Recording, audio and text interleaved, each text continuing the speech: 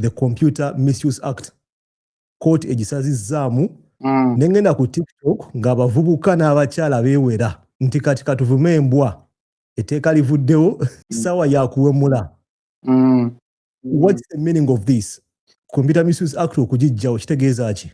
Sebera wonkubiridde mbadde nakasibula abagenyi ba NTV wano okwogerako ko ery'eggwanga era kakiripu kange nnyo kazanya nga njogerako ne TV esinga amanyi mu Uganda ya NTV ku nsonga ezo as one of the victims ab'etteeka erya Computer Misuse Act erya 2022. I was victimized last year mu August neneesanga nga ngenze mu kkomera nga bankozesaako etteeka eryo liba scrappings olunaku olwaleero, which was of course very unfortunate. Naddala mu mulimu guno gwe tukola ogw'amawulire, it's a very thin line okunyiiza omuntu ng'oyogedde amazima mangi oba ng'olebudde, era ng'etteeka lino babadde balikozesa nnyo nti newoba oyogedde amazima mangi oli ajja kulikuteekako wemalirize ng'oli mu kkomera. And also society yaffe engeri gyetamanyi nnyo by'amateeka, ffe nga batusalirirawo emisango nga bagamba oyo yabadde ayitiridde, munne abadde amulemeddeko nnyo, munne abadde amuvuma nnyo, ne kibeera nga twesanga mu mbeera ng'ezo. Naye njagala kukuwa a chronological kind of insight what it means for this law okubanga bagiscrappinzeeko. First of all, it is victory for constitutionalism and rule of law. Not just a personal relief on people like us abakola ku mutimbagano guno. And I would also say nti laws ab'amateeka naddala mu ggwanga erya Uganda galina okubeera nga they are properly enacted and respect rights kutwaliza wamu kutandikira ddala. So ruling eno yakoleddwa olunaku olwaleero, I think it is much bigger than us individuals, even when we were victimized of such a law. So because it's about safeguarding the constitution and also ensuring laws are not used arbitrarily against citizens like Frank Mutambi Winbalkeza ali masogo wano olunaku olwaleero. Nga webadde kugamba, my arrest happened in August last year, but I don't want to make my analysis and insight very personal on me. Sagala kuluzinga the bigger point. Of course, experience yange najja njinyumya of whatever had happened. But for the bigger cause, n'okujjayo ekinyusiso olunaku olwaleero ku tteeka eryo, oŋŋambye waliwo bannaffe abali mu kubanga basanyuka nti kabavume. No, they shouldn't, because tebagenda kuwemula bafudde. They shouldn't, and I should tell them why later. Eringa nga nemukubira nga mponzika nti twalirowoozezza nti no position eya ruling eyo gye bakozesezza oba eyakoleddwa was more of a resetting moment for media freedom in Uganda, including journalists, bloggers like us, political commentators like me and you, and ordinary social media users ngabo bongambye abagambye katuwemule ne Mungu afate abaana. So siri mugezaako kugamba era nzo nembadde nkola deliberations on TV bagambye nti okujjawo etteeka lino okulijjirawo ddala doesn't mean that there should be no regulation of digital spaces kwe tukolera, but such laws must be constitutional, they must be clear and not open to any kind of abuse. Ekisookera ddala tulina okulaba oba nina okuwa omuntu ali ekifaananyi ekinene the highlights eza etteeka eryo, like omuntu ali yabuuza kooti ddala, what did the court actually do, what did it do? Abangi kufe tulowooza nti etteeka livuddewo, it's gone. Etteeka livuddewo naye ate tekitegeeza kubeera nga tewali mateeka amalala gatugayidinga, because even before okubanga bali introducing mu 2022 waliwo amateeka of course amalala ge batunyigiranga mu togera ku penal code, but nja kutwala yeddeeyo. Now parliament olunaku olwaleero, I mean bwe yali eyisa etteeka eryo ya violating constitutional procedures, era the grounds court kweyimiridde okubeera ng'ekola ki ng'erijjawo nti essaawa zino teriri legally enforceable n'omulundi n'ogumu. Bali wipinze off the book, yes, kituufu, but the act nga we yali esigadde yansereka eyo was very, very controversial. Into one, it had a lot of vague provisions. Things like offensive communication, it was very vague. What did it mean? It meant nothing. You know, it was very vague. So the provisions ezimu ze nali sikanya nazo even in the first place in 2022 when nagambira abantu now this is going to be kind of a selective enforcement nadala kuba critics of our government. They were the target, not even these usual social media clashes and wars. They'll be there. But at the time we were agitated, bali bagala kusirisa bantu okubiranga tebogera byabo. So it was very, very selective on a section of people nadala abokuside ya opposition, but supporters of opposition and also practitioners nadala banabyabufuzi opposition, but critics of government and public figures mu mbeera eyo. Now, the impact it had on media and free speech was that it created a lot of fear and self-censorship. Okitegeera mubeerawo ng'otya banne we naayogera kino nkya tebaakirenga, you know, they are pressing charges against me. Ng'ojjako ffe abagumu abaasalawo ne tugamba nedda tujja kusigala tuzoogera era mbadde nkolera mu bugubi naye nga badde njogira whether they are sensitive or not, but they nvayo as the juggernaut. And also online expression may becoming very, very risky because of it blurred the line between protecting society and also suppressing dissent. The human impact, why it is very important. So many arrests were there because of this law, so many detentions, so much intimidation, and that is where my experience could fit in naturally. I was victimized because of that. So, awalala nti ruling ekoleddwa olunaku olwaleero ebyaddala it has restored the supremacy of the constitution.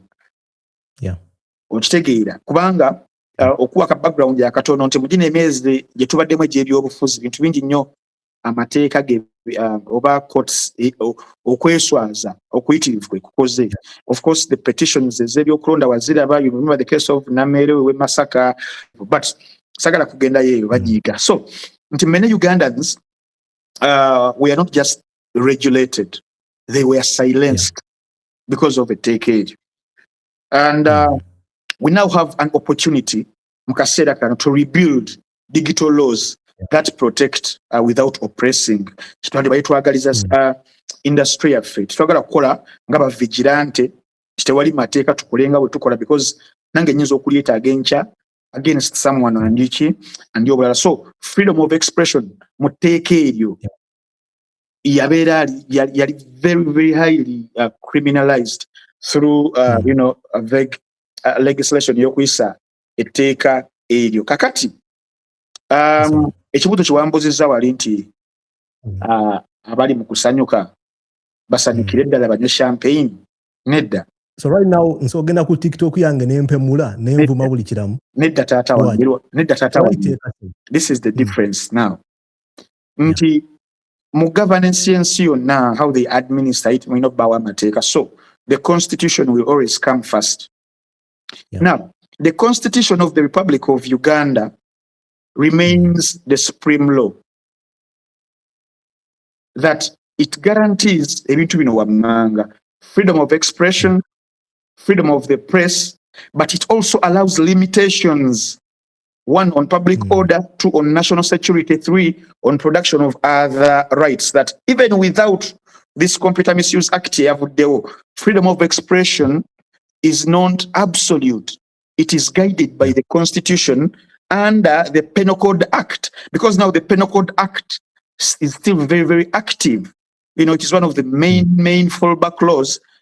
Constitution says singers or nazo now that is going to still cover defamation under criminal defamation. It's going to still cover false information, talking about penal code. It's going to still cover incitement to violence and also hate speech and related offenses. Omuntu ali yayinza okugamba ne professor kakati penal code byebichi bitegeza chi. Now penal code act, it is basically our Uganda's main criminal law. Like it was written long before the internet era. It does not target the internet specifically, but it punishes the behavior, not the platform that the internet are where we operate from. So whether you speak on radio, whether you write in newspaper, whether you post on any social media platform, the law looks at what you said, not where you said it. Nga penal code. Kakati, abantu abali ku mutimbagano, whether the professionals or not, until before the 2022 law, expanded digital offenses. Authorities, they relied on the penal code to handle online conduct. People Facebook. I don't know if you could follow. And common charges, criminal defamation. If you published something damaging to someone's reputation, journalists, bloggers, and political commentators, bali charging under that. False news and false information under the Penal Code Act, that publishing information deemed false and likely to cause fear or panic. Problem in that it was very subjective.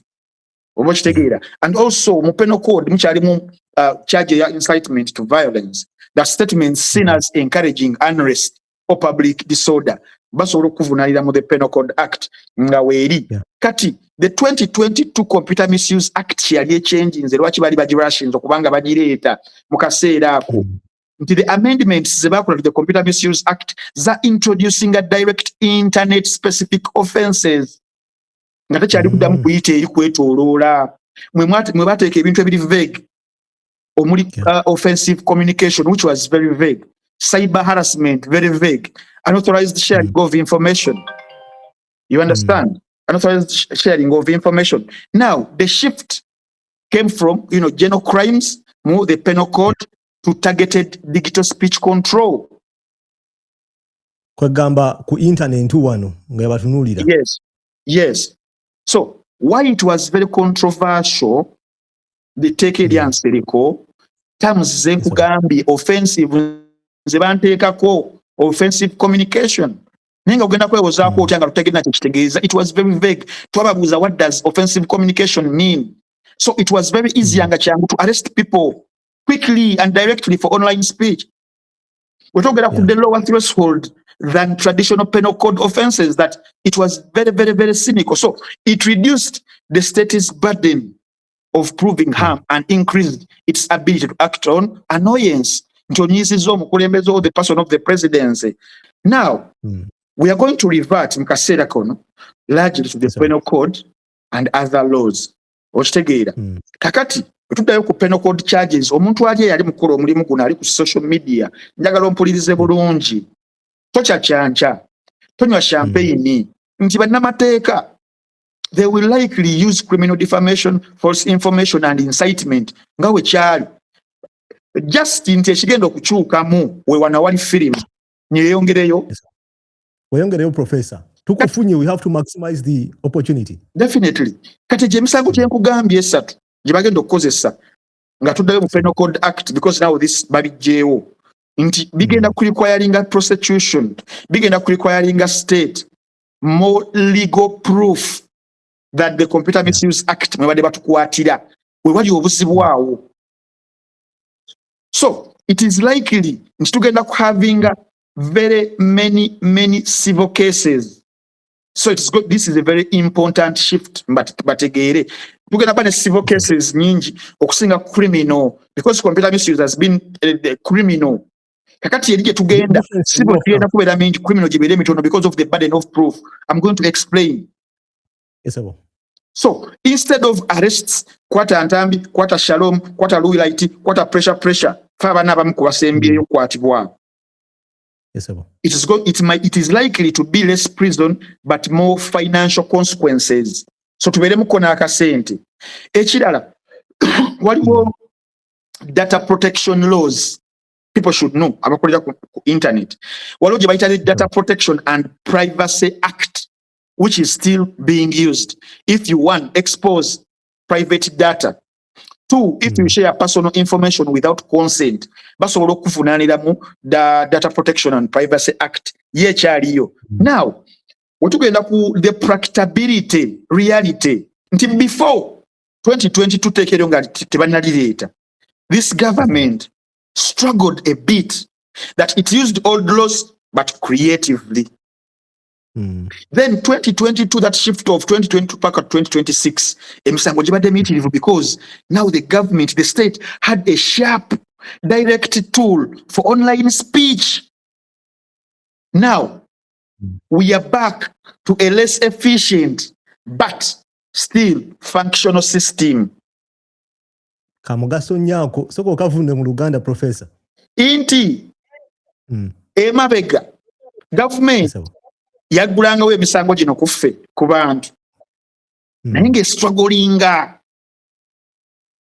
naye ng'ekozesa amateeka mu ngeri y'ekiyiiyayiiya ng'eyiiya olaba ng'emisango gye bagulanga ku Dr. Kanokiza Besigye naye nga tebasobola kugiprovinga ne bagivaako ow'ebityo kati fe aba online battargetinga batweta Computer Misuse Act ng'erina vague charges nga batwanguya wetwagenda mu 2022 ng'etteeka liyise paka 2026 emisango gibadde mingi gye batuguddeko more than before mu space entono kubanga gavumenti mu kaseera yali emaze okufuna ekintu ekirumira ddala amannyo a directed tool for online speech kati olwamaze okubanga bali scrappinga tosanyuka lwaki nti kale kigenda kubeera less efficient but still nga kiri mu functional system nti bajja kutuyiiya kakati lwaki ngamba nti the penal code charges ez'emabega zino zibagenda okubanga baddamu kati kubanga kino ekyabwe ekyamangu bakijjeewo.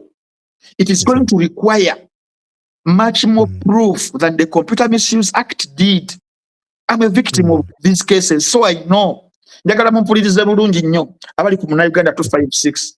Ekisooka the penal code offences are older, stricter and more clearly defined kankaddemu mu Uganda. Penal code offences zetubagenda tuvunaaniramu okuva n'olunaku olwaleero. Yes, amateeka makadde ago naye gali strict nnyo ne ga clearing ga defining kugamba gajjayo ekinyusi tegali vague ekiri ku advantage yaffe naye ate nganga abagamba muvume sagala kubagamba naye kale kamalirize nti Computer Misuse Act yo ya 2022 yanseriko the amendments zali broader and easier to enforce. Lwaki tugende ku precision versus vagueness nga kikuba ku mulamwa like the difference of precision and vagueness in the penal code. The offenses are narrowly defined. Baziyingira mu ne badefininga. Ngenda kuwa example. Nti mugumu ku musango guli mu penal code ogugenda otuvunaanwanga. Criminal defamation. But in criminal defamation, it requires proof of bino wamanga. One, a specific statement yayogedde kyekituufu kyennyini kyoliko. 2, nti yawe mudde. Yes, that it was false nti kyabadde kifu. 3, that it damaged reputation. Awo wakulu waliwo batagenda kuddamu kutuwaaba. Waliwo batagenda kuddamu kutuwaaba. Tuli mu criminal defamation. Proof yoyina okuleetera court side ya prosecution.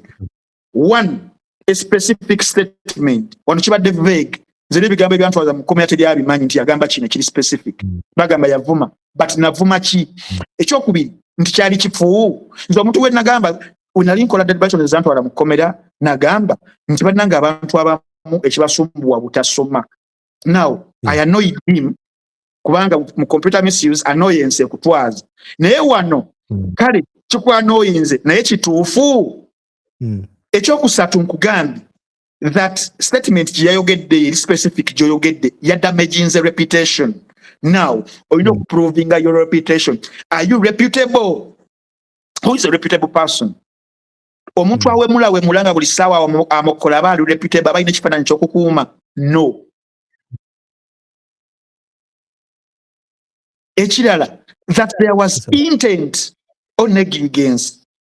So, ebyo byonna biri bingi okuprovinga mu court. Tobalaba emisango gyakola kusinganga.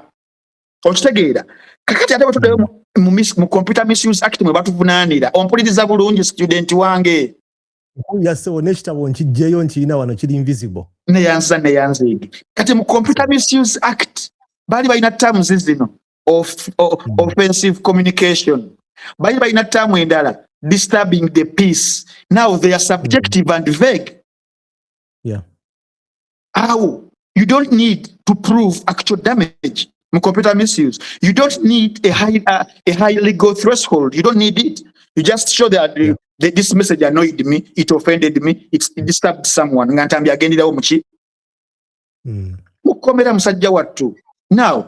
penal code. You have to show and whether yes. The penal code punishes what we call measurable harm. But the Computer Misuse Act often punished perceived annoyance, which was subjective. Tukenda kuchokubiri burden of proof. Obuzimu penal code ne bayita computer misuse. Lwaki kali sawa zino kigendera basi buwalira wadde siri mu kubanga mbawaga ndi mu kusomesa mateeka siga Bible ate siga AI ate siga aki ga mateeka gano agatwala omulimu gwaffe. Burden of proof mu penal code, the state togera ku prosecution, they must prove one intent tukiita mens rea mu mateeka. Did you mean harm? Wategezeza oba nayogedde bwogeza as fair comment. Ekyokubiri, actual impact. Did harm occur? Sagamba harm ono kiggundu. Harm obulumi obwo. So how do they expect proving anti-harm occurred? Kati awo kiri ku prosecution okuprovinga because ogenda kujja ogambe bugambi nti yannumiza. Obulumi obwo tubulabira ku kigo ino butuwa gwavunaana. So wenkuloopa nyina okuprovinga nti kyewanjogeddeko kyakukosezza. Kati nga tubuuza kyakukosezza kitya? Then there is what we call causation. Did your statement cause that harm? So if any of those fail, the case collapses there and there. Naye Computer Misuse Act the focus was more on the act of communication itself. That intent and actual harm were often not deeply interrogated. So enforcement neberanga eri faster mu computer misuse, eri very easier and less rigorous nga tabayita mu kutuuyana. Wotugenda ku kyokusatu tugende ku arrest versus investigation. Mu penal code approach tugenda mu criminal defamation. It requires investigation first. Musoka kunoonyereza. It requires evidence must be built. Ngoyinaba witnesses, proof of damage and context. But mu computer misuse eno gye bajjewo gye batuyambye. Often they arrested first, investigated later. And they could base on a complaint, a screenshot, a claim of offense. That is why many people like me, we were picked up quickly. Chap, genda yo. You understand? Now, we talk about nature of harm. Nature of harm required. Mu penal code, harm must be tangible. Harm must be demonstrable. Or demonstrable. Yeah. Example jenyizo kuwa. What reputation ya damaging idwa. Then public disorder was caused because of, the statements zenakoze. So how are you going to prove that? Sinza kujjale ngamba feeling zango musajja azikubye. Twagala kiridda. Either it is tangible or demonstrable. Feeling wembanga naze twagala onyonyole court. Ojukira musango wa Stella Nyanzi versus President Museveni bagamba president ajja nyonyole court his annoyance teyalabikako ne bakugoba. Nzijukira. Yes. Kati mu Computer Misuse Act harm could be emotional and psychological. Awo butwala babadde batusiba. Even just perceived disrespect ng'ogenda. So that law was now the legal bar significantly. Kakati, otugenda ku kyetuyita defensibility in court. Fabeozaako mukweozaako. Penal code gyetugenda gyetuddo ba gyetwali. You could or you can now defend yourself by showing one truth. Nze nabadde njogera mazima omusajja teyasoma. Talina bipapula. Talina bipapula. Kyamunyiikiza yamanyi naye teyasoma. Ebyeddala. Ekyokubiri nakikoze ku public interest babba oluyimba lwa Shiba. Shiba ina abawagizi be yafulumizza oluyimba balubye. Ekyokusatu sina tewaliwo intention ya kumunyiza. I lack intent. Si kyekyo kiruubirirwa. Ndi wa mawulire nkolera abantu waliwo situation yino naji public interest yabadde giyina mugundi. So you get that strong defense. The strong defense exists. But mu Computer Misuse Act defenses affe ulira bino. It was very hard. It has been very hard to defend against subjective claims offensive. How can I now defend offensive? It was hard to disprove. Well, we are coming up offending. How could I disprove some offending? In computer misuse, but they are arguing feelings, not facts. Yeah. Now, there is what we call risk of abuse. This is going to be my cynical and powerful angle. The penal code, it was slower to use. The risk of abuse. It was more scrutiny in court. It was less arbitrary. But in the Computer Misuse Act, it was very quick to apply. It was very broad. It had a broad interpretation and it was easier to target critics. So, under the penal code, you must state, demonstrate clear harm. But sigamba harm chigundu, sigamba harm mulira, clear harm of HARM. You have to demonstrate clear harm, intent, and impact. Under the Computer Misuse Act, especially after the 2022, the threshold shifted from that. Expression itself could be criminalized even without proving real damage. Imagine. That's why one demands more legal proof than the others.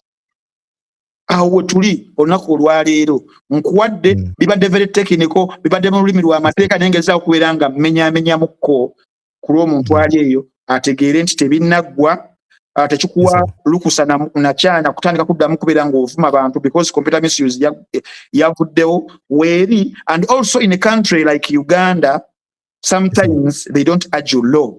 Sometimes they argue okusinziira ku the interest at stake, interest at play. Nibagamba omulamuzi tosumbuka nawe utabi muteeka emyaka ebiri ebyo biveeko ebyamateeka ne batalingiza muteeka wadde. So twewale nnyo okubanga twesanga mu mbeera eyo, though batuwewuddeko katonotono naye tebinnaggwa, wakyaliwo amateeka agakyatufuga mu ngeri emu oba endala. Ate buli omu alina omukisa gwe tintanga ayinza okukiyitamu ng'alina abalawyers abakugu, naye gwe sekatawa sekajugo kasirye oba whichever n'olemererwa ne bakutwala ku meere eruzira ne weebakayo ne bakusiba. So Frank, penal code ngeringa ennafu, it seems weak. Yes, yensonga lwaki baleeta Computer Misuse Act nga penal code tebakyasobola kubanga bagikozesa nnyo naddala ku climate gye twalimu ya politics. So you think it's something they timed nga oyinza okugamba elections ziwedde katugijjewo? Let's accept away. Yes, timing matters. Election zawedde ne bagamba kale katujjewo katuzeewo, naye ng'ate wakyasoboka okuddawo okuleeta etteeka eddala lye bayinza okuyisa obulungi ekyagisizaawo etteeka lino nti Parliament yaliisa mu procedures ntuufu. Kati basobola okuleeta etteeka eddala kola muneewera ne bayisa mu tugundi entuufu ne lijja ne libeera ng'era still litagatinga ffe abali ku mitimbagano. So wakyaliwo space ey'okuleeta ekintu ekirala kikanga baana ki scarecrow. Ate bano abaakwatibwa, for example pressure, bagenda musumulula. Kati kiri bwe kiti waliwo abantu ba mirundi 3. Waliwo abaakwatibwa under this law ne basentensingibwa, abo balina okusaavinga. Waliwo abaakwatibwa ng'emisango giri mu trial ng'ogwa Shalom, abo fayiro bazigadde there and then once the law is wiped away. Definitely kubanga kati bagenda baba chargingira under emisango gijatandikira under computer misuse etakyaliwo, so tuwabeerawo proceeding. Yeah.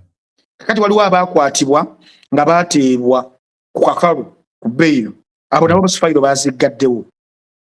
Naye abagenda okukwatibwa okutandika n'olunaku olwaleero bagenda kubakwatira under the Penal Code Act. Era omwana amanyiddwa nga pressure ayinza okuteebwa as soon as now.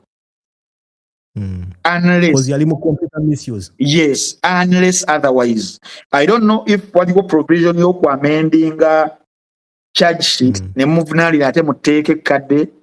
Sinakutegeera nnyo dynamics at play ziri awo, but I've been told bonna abakwatibwa nga bali bavunanibwa under the Computer Misuse Act, etteeka kasaliddwawo, it is likely okubanga babata unless waliwo ekirala, unless waliwo interpretation, because amateeka sometimes gasinzira ku interpretation. Tobalaba nti olumu bayinza okubalemezaayo, then ba lawyers ne bagenda okuseekinga interpretation nti mwabadde mwali mutegeeza kino nga babalemezaawo. You remember case ya court martial nti bangi abali bavunanibwa under court martial, then court nesalawo Supreme Court okubeera nti emisango egyo egy'aba civilians yaddamu okutrayingibwa mu court martial, but tebateebwa still baasigalayo nga babatrayinga mu high court. Okitegeera, because there had to be stay of jurisdiction. Kakati one I'm yet to know if when about a different interpretation, but what we perceive